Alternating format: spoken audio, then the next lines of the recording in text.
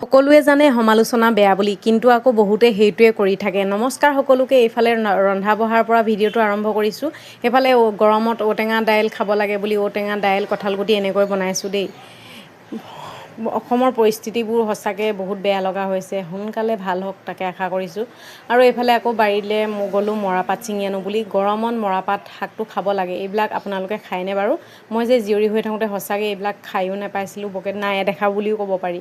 আৰু এতিয়া সকলোবিলাক জানিছোঁ আৰু নিজে ৰান্ধনি হ'লোঁ যিহেতু। এয়া দেখিছেনে মৰাপাটৰ আগ ছিঙি লৈছোঁ। আৰু গৰমত এইটো ভাজি হওক মানে দাইলতো পাতলীয়াকৈ দি খাব পাৰে, ভালেই লাগে।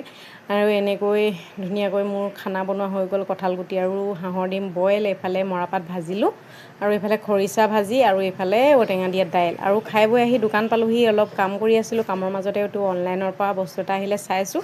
ডাঙৰ বেটাৰ মানে কমপ্লেইনেই নুগুছে, তাৰ জোতাযোৰ হেনো বৰষুণ দিলে তিতে, সেইবাবে আকৌ এনেকুৱা মানে পলিথিনৰ কভাৰ অৰ্ডাৰ দিবলৈ কৈ আছিলে দেউতাকক, আৰু দি দিলে, আহি পালেহি আজি। সেইটোকে চাইছোঁ আৰু আপোনালোককো দেখাই দিছোঁ। আৰু আকৌ সেইবোৰ কাম বন সামৰি দোকানৰ আহি ঘৰ পালোঁহি। আৰু সৰু বেটাৰ মানে কি আৰু অহাৰ লগে লগে মা কিবা এটা বনাই দিয়া, নহ'লে কিতাপেই নপঢ়ে। আৰু সেইকাৰণে আকৌ আঙুলি পিঠাকে বনাই দিলোঁ। গাখীৰ দি এনেকৈ বনাই দিলে খাই ভাল পায় বাৰু।